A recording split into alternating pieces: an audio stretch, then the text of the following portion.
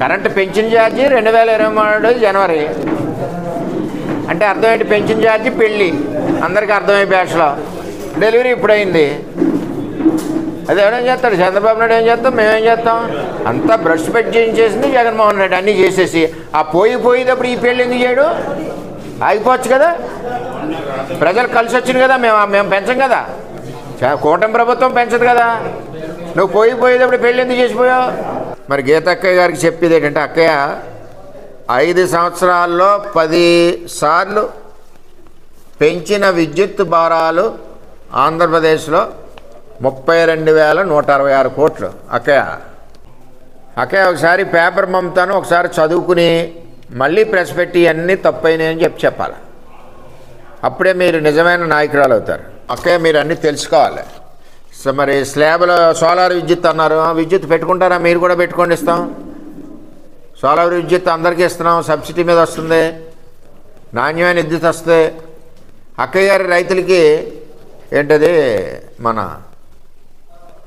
9 గంటలు విద్యుత్ లేదంటున్నారు. మరి అక్కయ్య SEZలో భూమి ఉంది కదా ఆవిడ. మరి ఆ భూమికి ఏమన్నా బోర్ కనెక్షన్ వేసుకున్నారా గీతక్కయ్య గారు? ఆ బోర్ కనెక్షన్ విద్యుత్కి అప్లై చేశారా? ఆ భూమి సర్వే నెంబరు బోర్ కనెక్షన్ పంపితే 10 నిమిషాల్లో ప్రభుత్వం విద్యుత్ కనెక్షన్ ఇస్తుంది రైతులకి. అలాగే అక్కయ్య గారి భూమి SEZలో ఏదైతే ఉందో అక్కడ ఇవ్వలేనట్టుంది. టెక్నికల్గా ప్రాబ్లం అంటే తెలియదు అక్కడ.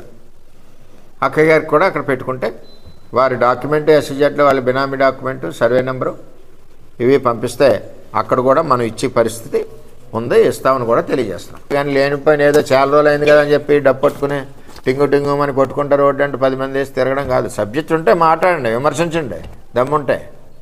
తప్పుంటే తప్పులేంది మీరు మాట్లాడడం ఏంటి? మీరు చేసిన తప్పులు మా మీద పెట్టడం ఏంటి? రూపాయలు చొప్పున పెంచి 3,542 కోట్లు జగన్మోహన్ రెడ్డి కలెక్షన్ చేశాడు. 20లో స్లాబుల సవరణని 1,500 కోట్లు, 22లో స్లాబుల కుదింపని చెప్పి 3,900 కోట్లు, విద్యుత్ కొనుగోలు సర్దుబాట్లు అని చెప్పి 3,882 కోట్లు. మళ్ళీ 23 మే నుంచి fuel and purchase craft adjustment అని చెప్పి 400 కోట్లు. 23, 24లో పెంచినవి వాళ్ళు పెంచినయే ఇప్పుడు వీళ్ళు డప్పేసి చెప్పింది. ఇవన్నీ విద్యుత్ సంస్థలనే కుప్పకూల్చిన నాయకుడు ఎవరంటే జగన్మోహన్ రెడ్డి. మరి నిన్న అక్కయ్య గారు మాట్లాడుతున్నారు, గీతక్కయ్య గారు.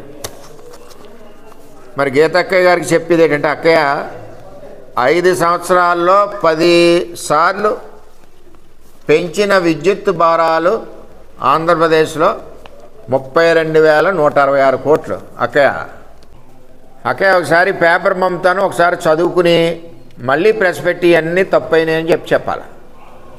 అప్పుడే మీరు నిజమైన నాయకురాలు అవుతారు. అక్కయ్య మీరు అన్నీ తెలుసుకోవాలి. సో మరి స్లాబ్లో సోలార్ విద్యుత్ అన్నారు. విద్యుత్ పెట్టుకుంటారా? మీరు కూడా పెట్టుకోండి, ఇస్తాం.